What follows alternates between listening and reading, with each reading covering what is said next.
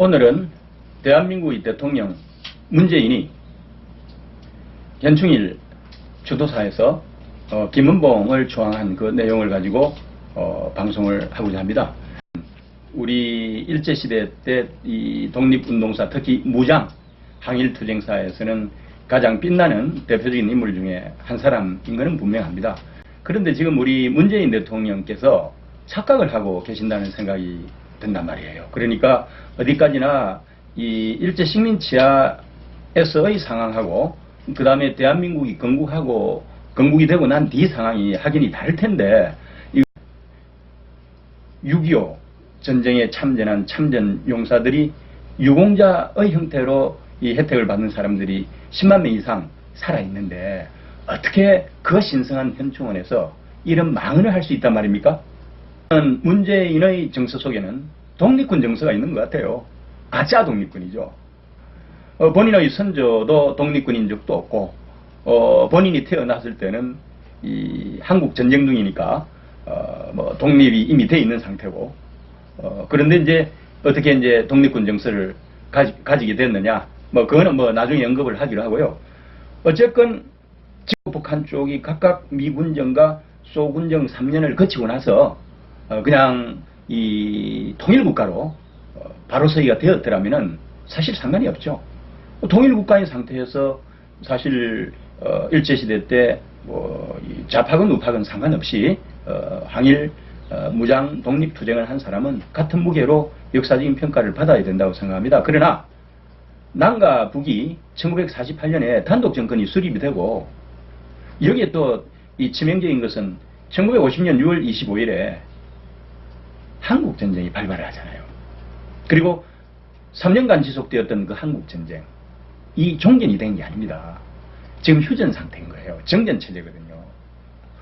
그래서 어떻게 보면은 정전체제가 유지되고 있는 현 이 상황 속에서 어떻게 대한민국의 대통령이 북한 정권의 수립에 1등 공신이었던 김은봉을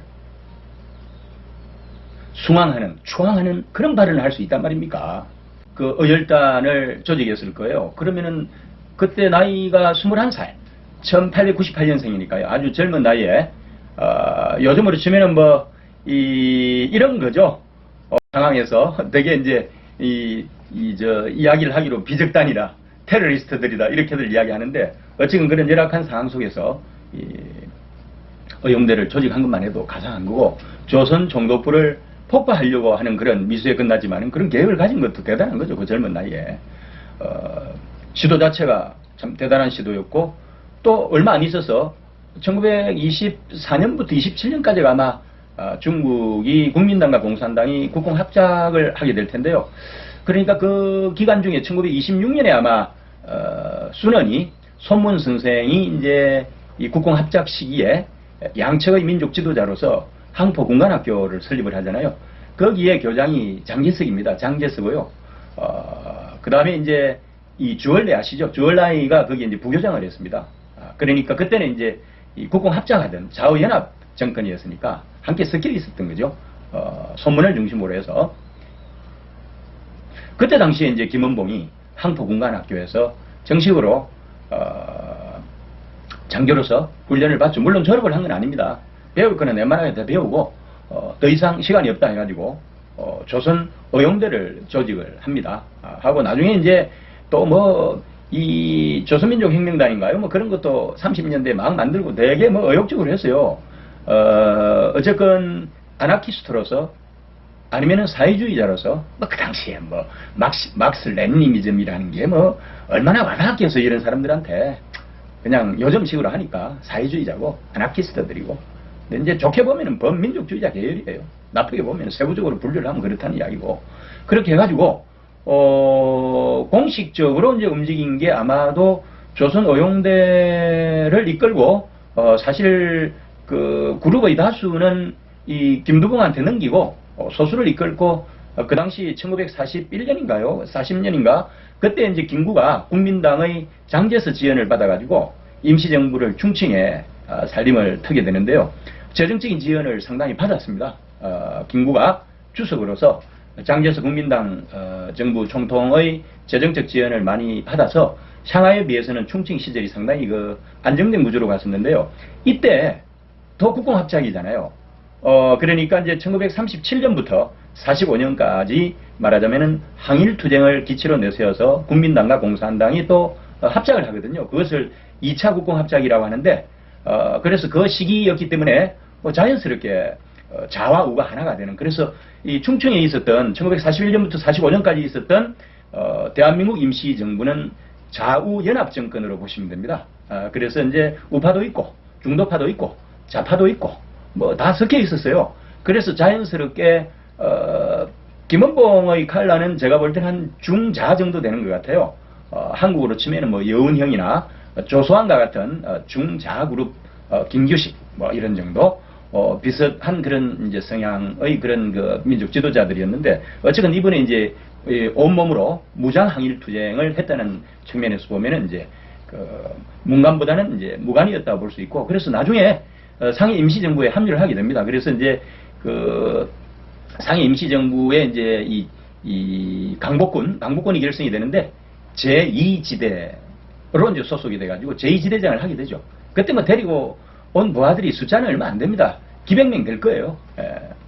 그렇게 해서 이제 제2지대장 하면서 강복군의 부사령이라고 하는데 요즘식으로 치면 부사령관이죠. 그걸 했고, 그 다음에 44년이 되면은 군무부장이 됩니다. 요즘으로 치면은 이제 국방부 장관까지 하게 되고요. 그렇게 해서 김구와 함께 충청에 있었던 그 대한민국 임시정부 좌우 연합 체제 하에서 실제로 군사 부분을 맡았던, 중책을 맡으면서 대한민국의 독립을 위해서 애를 썼던 지도자 중에 한 사람이라고 볼 수는 있는 거죠. 그렇지만 아까 말씀을 드린 대로 그건 어디까지나 1945년 해방을 맞이하기까지의 상황이고, 이때는 좋게 보면 민족 지도자고요. 그 다음에 이제 세부적으로 보면 아나키스트고 사회주의자고 뭐 그런 거죠. 근데 이 군정시대 3년을 빼고 48년부터 남과 북이 단독 정권이 수립되었을 때는 이야기가 달라지는 겁니다.